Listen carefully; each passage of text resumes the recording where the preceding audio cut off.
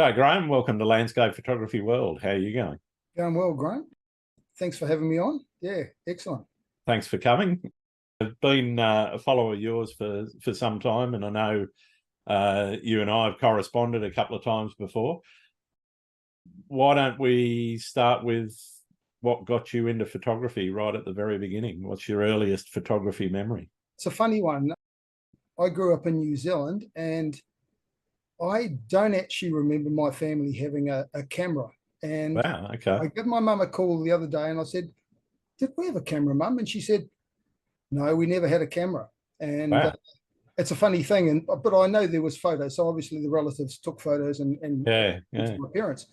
And it's a funny thing. I never really even remember hearing music growing up.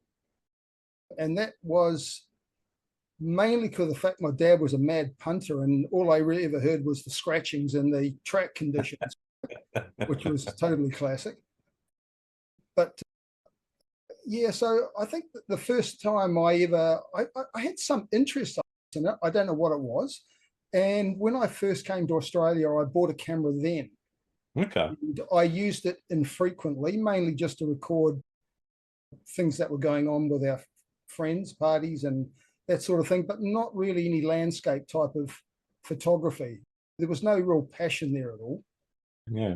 Yeah, it didn't start for me until I went over to the States and joined friends over there. And once again, same thing, just I had a couple of really nice cars and would take photos of the cars and friends. But it wasn't until landscape is when we decided to go down to Mexico and go on a road trip. That was the very first time I probably ever started to take some landscape type photos. It was something different. Okay. And so what was it when you first started? Was it just recording the journey and places you'd seen? And yeah, essentially that's it. You can imagine going down to Mexico. I'd never seen one of those huge cactuses before. Yeah. Kind of really interesting. And the Mayan ruins down the Mayan archaeological sites. Yeah. Mexico, Guatemala, they're everywhere. When I say everywhere, down in southern Mexico, central Mexico, there's quite a few and really interesting to look at. The pyramids they have over there, a lot of people don't realize they have pyramids. Yeah. They're actually more impressive for me than even the pyramids in Egypt. Wow. Okay. If you said to me, you want to go shoot some pyramids, I'd go, I'm going to Central America. I'm going to South America. I'm not going to Egypt. They're that great, I reckon. Yeah. So when did it start to become something that you wanted to turn into art? Pretty much, as I said, never really totally got into photography. And then, probably about 10 years ago, I decided to buy another camera, a decent camera. And I thought, I really like to learn how to use this because before it was always on automatic. Yep. And for some reason, I just decided, hey, this would be great to learn how to actually use this thing, the dials and buttons and whatever. So yeah, I bought one with dials and buttons. I might as well work out what they're for. Exactly. So about the same time, there was an article in the local paper about a local group Focus Photography that guy John Armitage had started up. And I thought, oh, that's interesting. But I didn't do anything about it. And then I go out I'm looking on the net, whatever I can do to work out how to use this thing. Then I go do a sunset shoot one day, and I ran into John Armitage, unbelievably. Wow, okay. And I then just joined the group, and things progressed from there. Pretty much just doing regular landscape stuff, probably a couple of years before I even got anywhere near Photoshop. Okay, yep. Just never had much of an idea. Just a bit of Lightroom. And then one day, and they were doing their awards, and I put some photos in and didn't do particularly well. And then there was the AIP, yep. Australian for Professional Photography Awards, and they were doing it down in Sydney, and they were displaying the photos and doing the judging. So I go in there, and I have it. This is the first time I can honestly say I'd seen kind of fine art prints, photos printed on really nice paper. Yeah. Wow, this is really amazing. and the photography awards were coming up later that year. And I looked at these and I thought, whatever I'm doing, it's not good enough. Okay. I've got to get creative. I don't never consider myself to be an artist. I can't draw. Yeah. I can't sketch, whatever. But I thought, I've got to do something, because what I'm doing is clearly not good enough. And that was probably the beginning of when I started to really get artistic. Okay. Or try to get artistic. And that was the beginning of the journey, really. Yeah. Okay. And so that motivation was it about trying to win competitions, or was it just about the improvement of your own sort of creativity? It would be to win competitions. I'm extremely competitive. Okay. Like really competitive. So that was what it was about for me, because at that stage, that's pretty much it for me, really. Yeah, I want to win. Okay, fair enough. Yeah. Essentially from there on, I started to make progress, and that next photography awards, I probably finished second and third in some categories, which was a big step up for me. Yeah. So is that really what's continued to be your motivation, or have things changed now? I think it's still a motivation for me, absolutely. But at the same time, what I've discovered about photography, and which I've discovered about myself, is I would really like the creative outlet.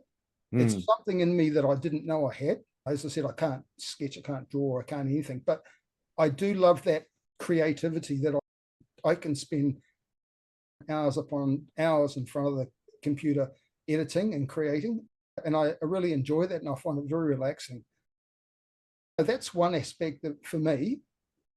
And of course, I like to play to win, so I try hard, and I've spent a lot of time trying to get there. Yeah, fair enough.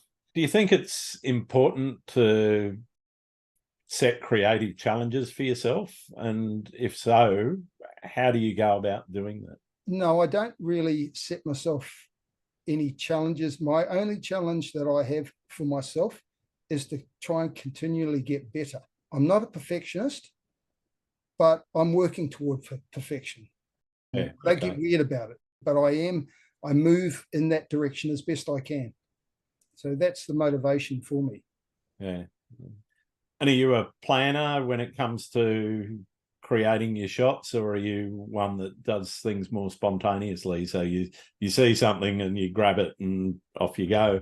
Or is it more, okay, a more considered approach? I'm going to go out at this time of day, this place, I know where the sun will be, or the sky, or the whatever it is that you're out to capture. Which end of that spectrum are you on? Are you I'm a total planner.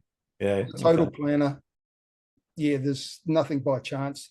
The only chance would be if I was somewhere and I spotted a building or something that I wanted to shoot, and that's opportunity. And sometimes when I'm out and about and I'll see something and I lock it in and I go, okay, because I generally don't like to shoot during the day unless it's an overcast day, because I don't want any harsh shadows and light on anything. Shooting. I like to be able to create that myself. So I'll like, for instance, if I want to go into the city and shoot a building, I will get in there before sunrise, first light. It's light enough to shoot. There's no real direct light on it, and I'll shoot that.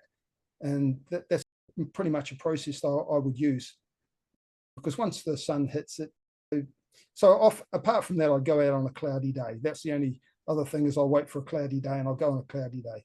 Yeah. So from where you were to where you are now, how would you describe that journey in terms of your style, and how that has been shaped through your experiences since you started to where you are? It's one of those things, isn't it, that you don't think you have a particular style. I know I do that fine art, whatever, if you want to be, you called it black and white architectural stuff.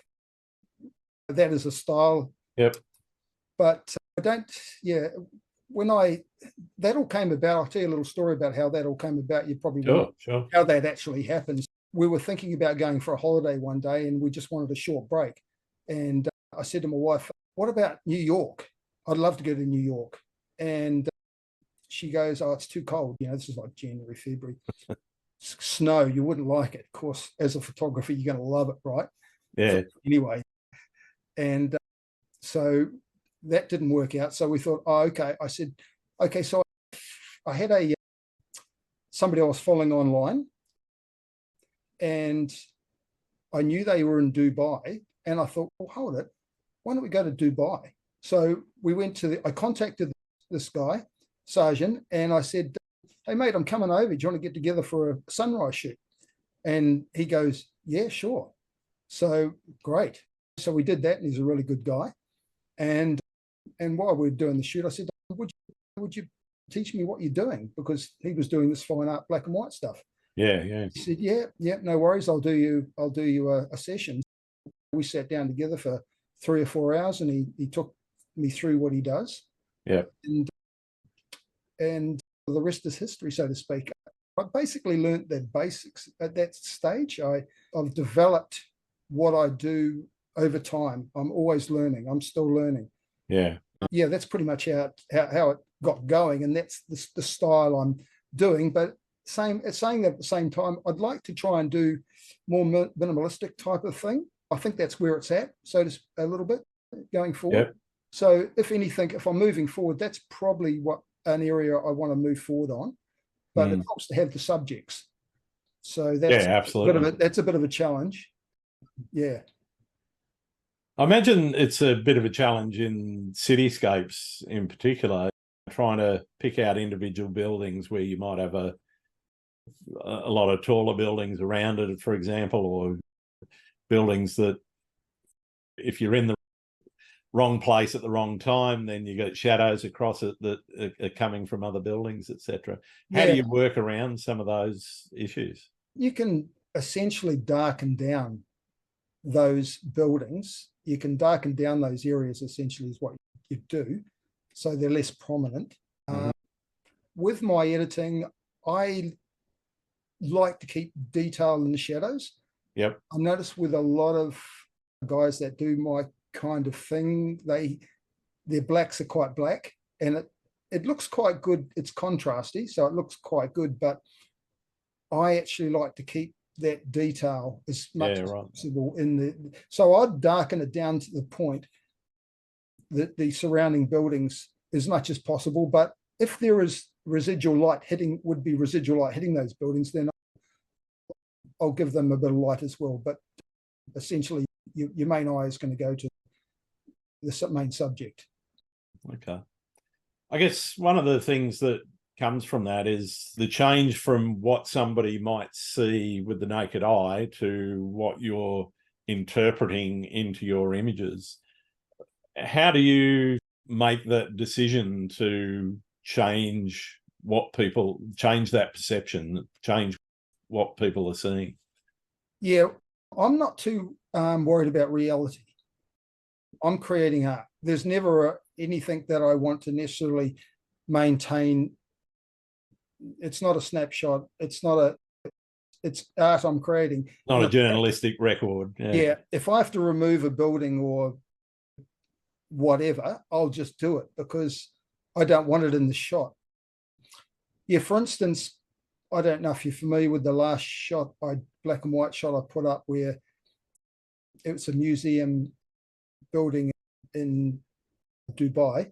Yep. There was trees in the background. Now I have edited that shot and left the trees in, and it's like the one behind me. I guess that's the one we'll talk about here. It does have trees in behind, but on this occasion, trees can be tricky to edit around. Like you've got to, they're tricky.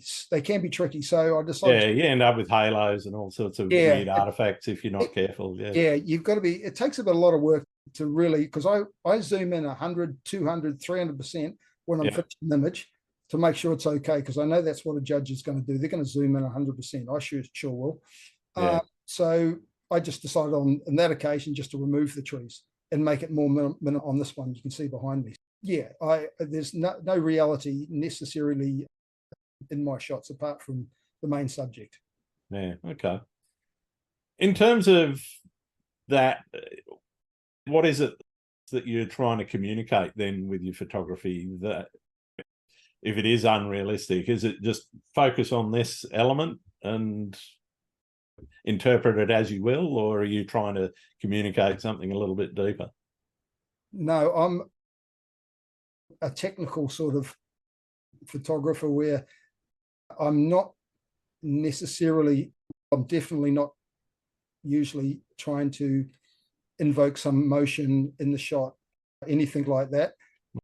It's something I would like to work on. If there's something that I'd like to work on. What about yourself? When you shoot, are you looking to have some emotion in your shots? Because I hear people talking about emotion in photography. Yeah, I guess for me, what I'm trying to express, I don't know if it's an emotion. I guess it is in some ways, but what I'm trying to express in mine is the feeling of actually being there, seeing what I've seen. My gig is usually long exposure seascape sort of stuff. So yeah, okay, you're not going to see the water the way that the camera's going to see it, but you're going to have a feeling that I was quite dark and a little bit eerie standing there an hour before the sun's actually risen. Yeah. But there's colour in the sky and there's movement in the water that's now completely and utterly blurred. Yeah. So it's that feeling of being in somewhere that might feel a little bit dislocating, but it's definitely that feeling of being there. When the sun's up and it's a quarter of a second flow shot or something, then it's about that feeling of the water rushing towards you and the excitement and the feeling, as I say, of actually being there, having your feet wet, feeling the sun on your face. Yeah. That's why I really particularly like cloudy, moody days, because it essentially delivers that right off the bat. It's moody, it's dark, it gives a feeling, right? Sure. That's easy. Whether that sort of thing comes across in my work, the skies are usually dark. I'm really not sure if that comes across. And yeah, anybody out there wants to give me a few tips on how I can improve that area, I'm listening. Yeah, sure. In terms of where your style's going, do you see yourself continuing just to hone and improve this, or are you thinking of branching out into changing styles up a little bit? I would like to think that I will progress and move forward as time goes on. It's all a bit of a journey for all of us, isn't it, really? Yeah, definitely. We're all on our own little photography journey, and we're always learning, and I would hope that whatever I'm doing in a couple of 2 or 3 years' time is better than what I'm doing now. And like I say, if I can somehow get that minimalistic thing going, that'd be fantastic. But I enjoy all sorts of photography too. I get out there and mix it up a lot, so I don't get too bored with what I'm doing. I was in the city the other day doing a little bit of macro work, and I quite like that, and I like going out birding, and yeah, it's all good fun for me. Yeah. What do you take away from some of the challenges that you have with things like birding, the patience that you got to have and waiting for the subject to do what you want it to do so you can get the shot you want, versus those static buildings that aren't going to change other than the lighting on them? Are there any things that you bring in from one of those genres into the other? Not particularly. In fact, I went up to Longreef the other day, and there just wasn't any action. Sometimes you go up there and there's sea eagles and osprey, they're all over the place, but there was nothing going on. And half an hour later, I'm done. I'm not that. And I was thinking to myself, yeah, as much as I love doing this and it's fun, it's not 100% my bag. It's something to do different that gets you out. Huh? Yeah, but where it comes in for me is that because I have a certain amount of skill in Photoshop, when it comes to editing those bird shots, I find it quite enjoyable to do that, because I have the skills to go to edit them. Yeah. A lot of people, What's success look like for you in your photography? Success for me is is a gradual improvement on what I'm doing. Mm-hmm. I think I'm succeeding at that. Also, I like to win photography awards. I like to win. I don't go at as many as I might have done once upon a time. I'm a little bit picky now about what I go in, because a lot of these photography contests, they seem to be skewed in favor of the organisers making a lot of money, and they don't put out much prize money. So if I'm going to pay $30 to enter I want to see something at the other end of it. Sure. But yeah, it's a good challenge, and I know you can't win them all, and I don't get disappointed or anything if I don't win, because I don't win most of the time. Yeah. But it's something I like to do. It feeds that competitive nature I have. Yeah, right. Because if I wasn't doing that, I need to be out kicking footballs or doing something else. I need to be doing something, Yeah. What about where photography, what place does it have in your life? Is it something that you want to take full time, or is it just a side hustle? Is it a hobby? What is it to you? Yeah, it's a hobby. It's a passion. It can take over your life to some degree sometimes. I spend a lot of time at it. In my business, I usually start at 6 a.m, knock off about midday. So I can spend a lot of time editing photos, and that's probably an advantage I've had over a lot of people. I feel for people that don't get home till 5:30, 6 o'clock, dinner, the whole thing. You don't get much time. Where I've been lucky enough to have the time to work on that sort of thing. That's it really. Just fair enough. Yeah. What are the places that keep calling you back? The ones that you just want to keep going back to? I don't do a lot of traveling. There's a lot of places I'd like to go. Yeah. I guess I've got to talk locally, because I generally shoot the northern beaches. So I don't do much traveling. With a small business, it's hard to get away.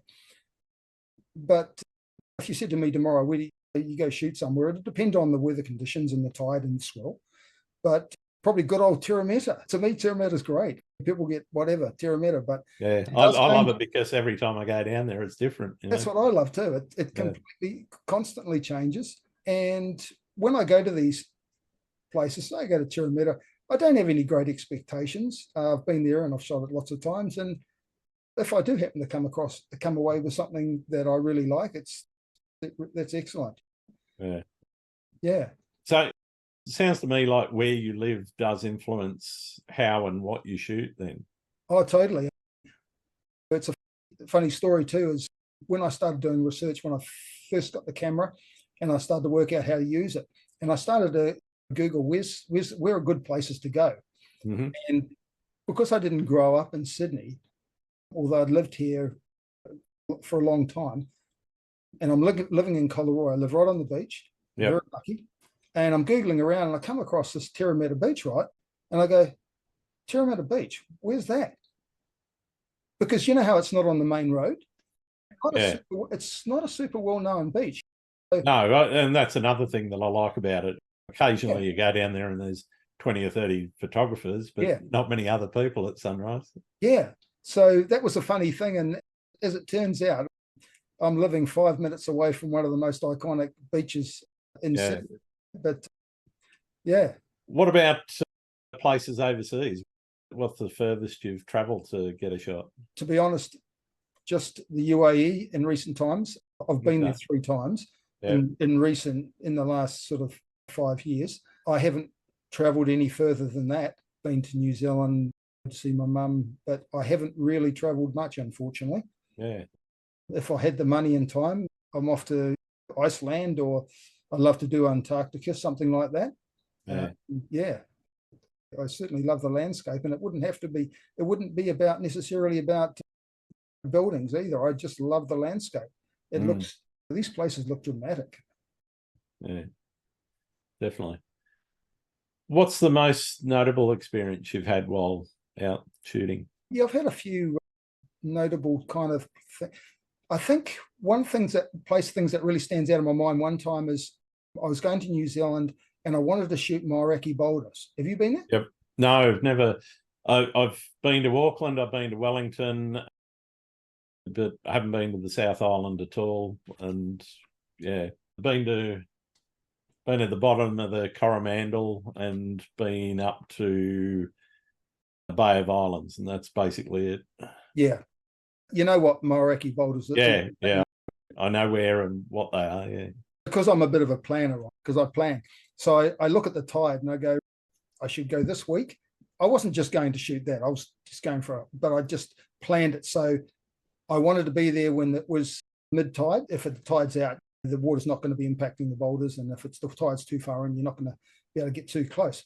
Yep. So I planned it to get there on the right tide.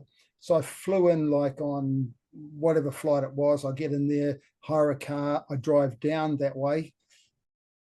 Don't get down that to about 11 o'clock at night. And I'd stayed in Airbnb.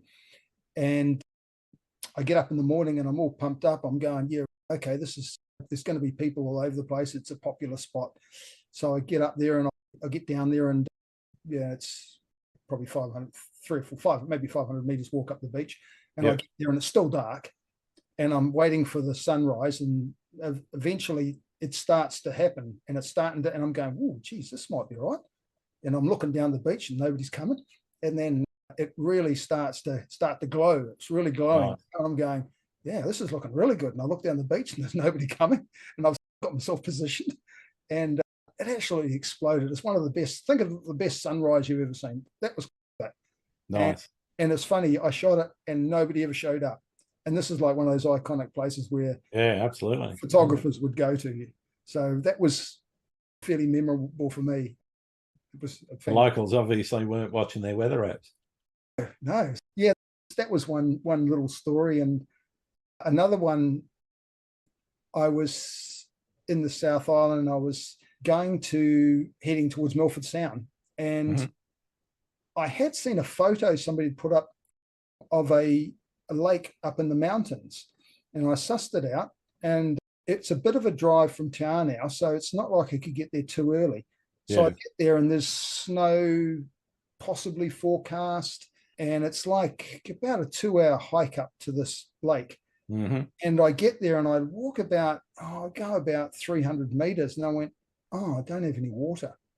And I go, oh God, I can't be bothered going back. I'll just keep walking anyway. I haven't got any water. I've got like maybe a tiny bit of water. So I start hiking up there and it's a pretty tough climb. And I'm hiking and I'm sweating bullets. And then there's water just going across the path. And so eventually I'm getting so dry, I get down on my hands and knees, I'm sucking up it's a millimeter deep. It's like I'm really sucking that water up. So I got enough to sustain gas. And so I got up to this lake and it's absolutely amazing. It's so peaceful.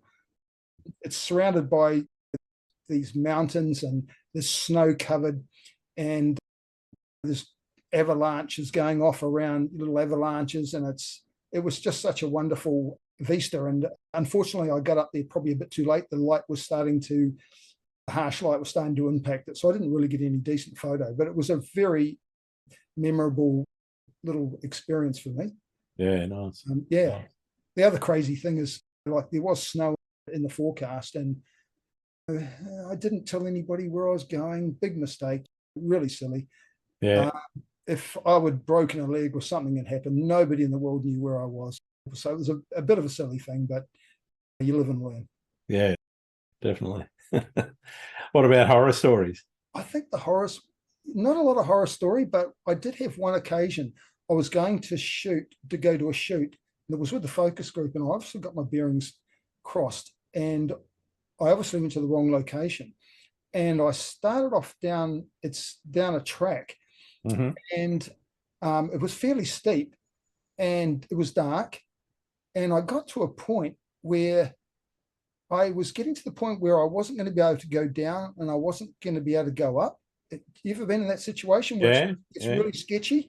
And I went, wow. And somehow I got myself out of it and I was clearly in the wrong place. And I went, wow. Like, easily have fallen off the cliff. It was Yeah. pretty sketchy. Yeah, I'm always a little bit careful now. Yeah, no, I know that feeling. I was looking for an alternative to wading to get to Horsehead Rock down there at Bermagui. And I don't know if you know the path. There's a path that takes you along the top of the cliff. And if you keep going, you end up out at the point in front of where the caravan park is. Yeah. I've never been there, but I know I've been there, but I haven't been to there. Yeah, and then there's this sort of sketchy, sandy cliff sort of thing that comes down to the beach where Horsehead is. Yeah. And I started down there, and it wasn't too bad because you could see a defined path. There was obvious track there. Yeah. And then it petered out to this literal sandy cliff. And I thought, if I go down there, I'm not going to be able to get back up. And if I don't, I stopped just before that point where it was like no return. Yeah. And it's very tidal there, isn't it? You've got to, you've got to get there at the right time, right? Yeah, you got to be there at the right time. And I was looking to head down there just because I did wade around there the day after. So you went down from the other end and walked right. Yeah, down from Camel Rock, and where you wade around a couple of bays to get to Horsehead. There's a couple of spots. If you climb up high enough, you can scramble over the rocks there. But it's a bit sketchy. Like a drop in tide, was it? Yeah. But yeah, going down that cliff, I got to that point where it was like, no, I'm not going to do that. Yeah, I've spoken to other people, and they told me it's quite sketchy, quite dodgy. Yeah. I've bought myself a wet bag though since that trip, simply the ability to be able to wade. If I need to go into chest deep water, I want the camera and bag and whatever to stay dry. If I do anything like that again, I'll be keeping everything nice and dry in that bag. Yeah, I think the other thing is a personal locator beacon wouldn't be a bad idea. If you're there on your own. Actually, the time I waded around there was this old bloke there, looked like he was living there on the beach. Oh, yes. Yeah. He didn't show any, when I left, because the tide was starting to come in again. Yeah. He didn't show any signs that he was on his way out. Yeah. It's interesting because I went and shot North Kirkhill last week, and it turned out a bit of a fizzer. I'm still trying to work out the right tide to get there so you can shoot the corner of that pool. I think I've decided you need a bit of a swell, and you need a slightly higher tide and a bit of a swell to get the full effects. But anyway, I'm shooting it, and next thing some guy comes out of nowhere, and he'd clearly been obviously sleeping around the corner. And I know Terrameta Beach definitely has residents. Yeah. One guy anyway. I don't know if you've been down and seen him. Yeah, I haven't seen the guy at Turry. I've heard about him though. Yeah, he's a bit of a cranky guy. Yeah, from what I've heard. I just hope I never end up doing that as a lifestyle. I think we're pretty safe. Hopefully. What has photography taught you about the world? Yeah, I don't know if it's taught me anything more than what it's done is open my eyes to the world. You know how it is. Like, you see things, you see the world in a different way, things that you would never have seen before. Yeah, it just generally opens your eyes. It's just incredible what you see now that that you'd never have noticed before. For instance, like I was saying, I was living in Los Angeles, and that was fantastic. But I don't remember the landscape. I know the landscape, I remember the buildings and everything, but I never looked at the landscape. I never saw it. I would love to go there again and shoot it. And one of these days I will, because I know there's some interesting buildings there. But yeah, I'm seeing compositions everywhere I go. And I guess the frustrating thing is too, is you see compositions and I know in my mind how it could work, simple things, but I don't quite know how to get there in Photoshop just yet. I think you need to be able to edit certain things in a certain way. And a lot of the times I see the potential, but I know I don't have the skills to get there just yet for some. Yeah. In terms of Photoshop and editing and whatever, you mentioned you can spend hours on an image. Yeah. What does a typical fine art architecture shot take? Depends on how complex it is. When I say complex, how many the geometric kind of angles and stuff there are in play. It depends if there's trees and stuff to deal with. I could spend 3 days just doing the selections easily, and I'm talking quite a few hours. Yeah. And that's an interesting thing too, because I'm not a very patient person. Okay. But it's a funny thing with when it comes to, and this is probably where this is very good. Photography being great for me with I find it quite relaxing to edit photos. I just really enjoy taking photos, editing photos, and I'm more even taking photos. Sounds probably weird to a lot of people, but I get a lot more out of that editing process. Hey, what's better than watching a beautiful sunrise, right? Not much, but editing is great. So typically I could, in a very complex one, I could spend easily 3 days just doing the selections, and then probably another, day and a half editing it. Yeah, right. Often what I'll do is I'll make different versions. Found's a good idea, because often you'll go a long way into it and then realize you've made a mistake. Yep. That's when you can spend a lot of time fixing it, and sometimes you just can't fix it. It's something critical, and then you just go back to the previous version and start again. Yeah. So yeah, can spend quite a bit of time. Maybe I could knock one out in a day and a half or something like that. Okay. Yeah. Are you straight into editing when you've got your shots, or do you leave them for a bit and come back to them later? Yeah. My sort of flow is to come home, get them on the computer straight away. I'm excited. Yep. I'll go through and I'll rate them, and then I'll pretty much, if it's just a general landscape like a seascape, I can pretty much jump into it. Yeah. If it's something like a fine art architecture thing where I know it's going to be a lot of work, I might not necessarily jump into it straight away, because I know the work involved. And if I'm a little bit tired, then it becomes like tedious. So I've got to be feeling fresh to get into it, because I know I'm on a long journey once I start. Yeah. What are some of the things that I guess somebody getting into that fine art architecture space would need to think about in terms of the skills they need in Photoshop? Yeah, I would definitely advise anybody that wants to do it is to get their Photoshop skills up right off the bat. Do a course.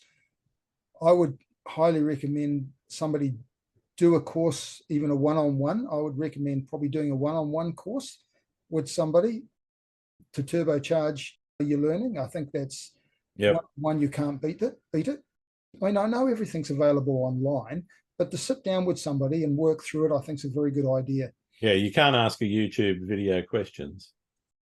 Yeah, and here's the thing too. Earlier in the year, I did a workshop to the UAE, and a couple of people, they didn't really have the Photoshop skills, and I discovered that this makes it very hard to show people when you've got to start showing them the basic stuff. Going forward, I have to think about how I approach that with any sort of workshops going forward, because it's a certain skill level you need. Are there any specifics you'd highlight? Obviously understanding layers is critical. Essentially understanding layers and knowing how to use most of the tools, knowing what the curves are and the adjustment. They're pretty basic stuff, levels and curves, that sort of thing. But it's not something you can just learn straight away. I think I have to emphasize to people, if they want to learn this sort of thing, you're not going to learn it straight off the bat. I certainly haven't. I've learned a tremendous amount after doing learning from the very first beginnings. And you have a lot of challenges doing these things, and you've got to find ways around it. And that's just all the tools that you have in your knowledge bank to work on those things. Yeah. Do you print much of your work? You mentioned the influence that seeing fine art stuff printed on really good paper and whatever. Do you do much of it yourself now? I don't have a printer. I've avoided getting a printer because it just seems to me like it's another whole level of another black art to learn. Yeah, like it's the whole calibration, the profiles. Then it's the sharpening for print. It's the whole thing. It's the different papers. But I have, a couple of years ago, somebody said to me, look, I've just got a new printer and I'd love to print some of your photos. And it was like one of these big printers, big printer. And I prepared some photos, about 4 of them, and she printed them for me. And they came out really well. And I had them framed, and I've got them on my wall at home. And they look absolutely amazing. And I was actually surprised because, yeah, until you see it printed, it's that thing. It's not a photo till it's printed. That's what they say. Yeah. So seeing them, yeah, that was quite satisfying for me to see the quality of the work on the wall, because it looks to me that it's quality. It looks great. The detail that you get out of a good print, it's phenomenal. So one of these days I'll do some more printing, but I would emphasize to anybody that wants to get things printed, go big. If there's something, and if you can afford it, and you think it's going to be any kind of statement piece, just print it large. Yeah. Because it definitely has more impact. I always tell people to print it as large as you can afford. Yeah, so I'd say that's good advice. Yeah. What was interesting for me, earlier the year, I went to this photography festival in Sharjah, and it's a huge thing. And they print. They'll invite photographers and they'll print their work, and they print it large. And walking around that is fantastic. I highly recommend. And like one of the displays was just like macro flowers was one of the exhibitions. And I thought, wow, just a macro flower printed large looks amazing. Yeah. On your screen, a macro flower, whatever, it's a macro flower. But when it's printed large, it's something. It can be stunning. Yeah. Makes a real statement. Yeah. What do you do when you come up against challenges and creative blocks in your photography? Have you ever hit the wall and gone, it's all too hard? I think that probably affects a lot of people. Yes, sometimes I might feel like that. I know it's only going to be a fleeting thing. And what I like to do, and I advise other people to do, is you love your photography, we'll go and do some other sort of photography. So I like to go and mix things up and do a bit of street photography. Yep. To me, street photography is very good. For street photography is probably hard, but generally speaking, it's nothing better to me than to grab a small camera. If the small camera's great, walk around, just snap away, shoot what's interesting. And it doesn't require much editing. To me, a curves adjustment, bang, you're done. So it's easy, it's fun, and it's something different. It just mix your photography up. Yeah, and eventually you'll come back to whatever your passion is, and it'll be there again. What do you see as being the biggest challenge facing photographers now? Let me see, the biggest challenge. I don't know if it's any changed for people at all. Where they talk about AI and all that, I don't know. I think the challenge is just to keep enjoying what you're doing. To me, if it's your passion and you want to, and that's what you want to do, just do it, and just keep your expectations in check. Like a lot of people, I think, will want to become a professional and they want to do it for a living. We can't all do that. We're not all going to be able to get there. So just enjoy what you're doing. And if it's a big decision to go down that path, just enjoy it. I don't see it being too much of a challenge. To me, with the AI thing, I think if you wanted to sell art, I see AI as being it's a definite problem going forward, because the punter in the street really doesn't know the difference between a fine art print and a something that's generated by AI. AI. Yeah, but you do it for yourself. You just, yeah. Where do you see the future of photography going? It's all about technology, isn't it, really? Yeah. They keep bringing in new technology into Photoshop, and so it's how we use all those tools that keep getting thrown at us. Yeah, I don't really know. Okay. What's your favorite thing about being a photographer? To me, it's about the people you meet.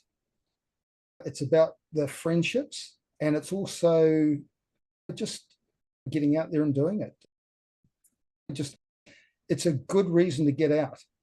It's a great thing, but it's a lot to do with the friendships. I think that's great. Yeah, yeah. What about the worst thing? What's the thing you hate the most? I guess it's that putting your hand in your pocket constantly, isn't it? The money you can spend is, yeah, it's an expensive habit. It's a very expensive habit. Nobody told me that when I started. No, they never do. But in reality, like, cameras are getting better and better, but seriously, you can still take a damn good photo with a camera that's 5 or 6 years old. Oh, definitely. It's totally good enough tool. It really, it's just the latest. You've got better stuff, but you don't need it. You can still shoot plenty good with old kit. Absolutely. Yeah, I think a lot of people forget that, and they keep and okay, camera companies are all about sales. If you're not supporting them, they're not going to be there in the future. Yeah. But yeah, I think a lot of people do get trapped into that. Oh, I've got to have the latest and greatest, regardless of whether or not they actually really need it. Yeah, I think we like the old megapixels.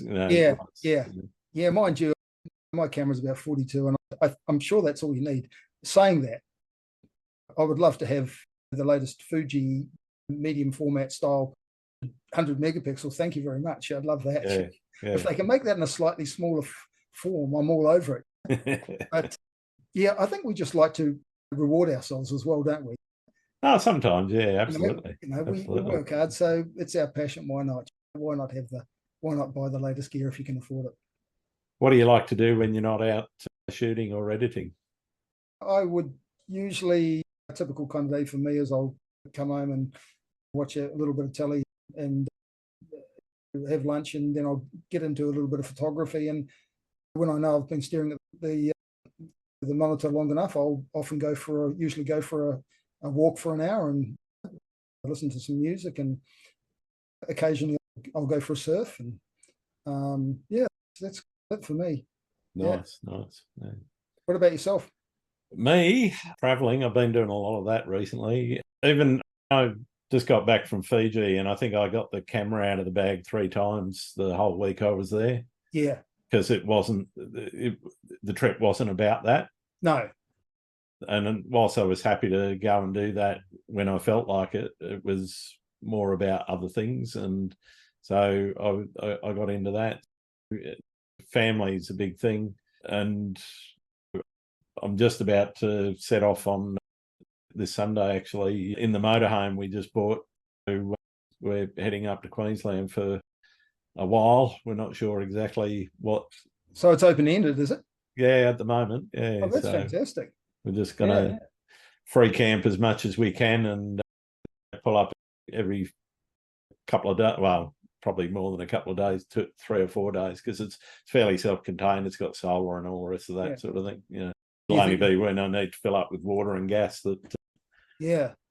It sounds just ideal, doesn't it? I know we've hired camper vans, and geez, when you're sitting on the beach or in your camper van, whatever, and you've got looking out this beautiful sand in front of you or whatever, and your next door neighbours invite you over for a beer, and it's a great life, isn't it? You just forget about all the whatever's going on in the world. It's just it doesn't matter anymore. You just enjoy it. It's fantastic. Exactly. That's the plan. The grey nomad thing. Bring it on, Yeah, definitely. I thought I'd bring it on, so we're doing it. Yeah, excellent. Yeah, pardon me. Who do you think I should be talking to? What other photographers do you think I need to put on the podcast? Yeah, I know you get a lot of people suggested to you, and if the photographers you've interviewed in Australia, a lot of them will give the same names, and they are very worthy as well. Yeah, I think you did Paul Holland, didn't you? Yeah, done Paul Holland. Paul, yeah, he can really talk. Yep. But I think there's one, Olga Bullock. Do you know Olga? You know, no, I don't know Olga. Yeah. I think she'd be, because just a whole heap of people, but I think Olga would be, I know you don't need a whole heap, but Olga would be a good one. She started off pretty much landscapey, normal landscape, and she's got into using textures and double exposure. And Okay. yeah, does beautiful work. Yeah, I would highly recommend, look her up. Okay, definitely. Yeah, she's a really nice lady, and yeah, she might have some other stories to tell, some information. Yeah. Fair enough. Thanks for that. No worries. I got one more question, and I think you know what's coming. I think I do. Do you like pineapple on pizza? Yeah, I do. I do like pineapple on pizza, but I have to say, in this day and age, I'm more likely to throw some chili on that as well. Yep, I'm with you there. I don't mind that. My wife can't stand chili. She just doesn't cope with the heat. And you could cut a pizza on a board that's had chili on it, and she'll know. Yes, yeah. You know, even though you've wiped it off and cleaned it, yeah. she'll know. But so I have a little jar of chili flakes that I'd sprinkle on my pizza. Yeah, on your half. I tend to do the same thing myself. And it's one of those things, once you get into it, you develop a taste, don't you? And then absolutely. Yeah. You've got to have it on everything. All right. Thank you very much for taking the time to talk to me today, Graeme. It's been wonderful getting to know you a little bit better and getting to put a face to the name. Where can people find your work? I do have a website, but I have to say I haven't maintained it for a fair while for different reasons. But I reckon just look on Flickr, and I've posted on Flickr more recently, and Instagram. Yep. That's probably a couple of good places to go. You can look up Graeme Gordon Photography. I'm there, but I've got to do something. It's not anywhere near up to date. So fair enough. Yeah. All right. Thanks very much, mate. Lovely. Thank you very much. Cheers. See you then. Thanks again for listening to Landscape Photography World. I hope you enjoyed the show, because I'll be joined by some great guests in upcoming episodes. You can find my work in this podcast at grantswinburnphotography.com. I'm also on Vero, Twitter, YouTube, Instagram, and Facebook. I'm Grant Swinburne. Hope to see you out shooting soon.